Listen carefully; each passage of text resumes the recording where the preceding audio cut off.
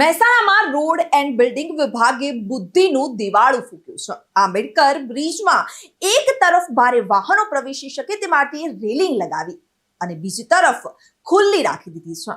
એક સાઈડ ખુલ્લી હોવાને કારણે ભારે વાહનો બ્રિજ ઉપર ગયા પછી બીજા છેડે પહોંચે પછી બહાર નીકળી શકતા નથી અને જેના કારણે ભારે વાહનોને 1 કિલોમીટર 400 મીટર જેટલા લાંબા બ્રિજ ઉપરથી રિવર્સમાં પરત આવવું પડી રહ્યું છે, જેના કારણે બ્રિજ ઉપર ટ્રાફિક જામ પણ સર્જાઈ રહ્યો છે।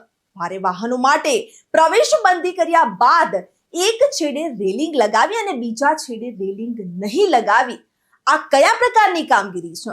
બહારના વાહન ચાલકો રોજ આ બ્રિજ ઉપર અટવાઈ રહ્યા છે, ત્યારે મહેસાણામાં રોડ એન્ડ બિલ્ડિંગ વિભાગે આ પ્રકારનું બુદ્ધિનું દિવાળું ફૂક્યું છે। રિપોર્ટર તરુણ પ્રજાપતિ સાથે ચક્રવાત ન્યૂઝ મહેસાણા।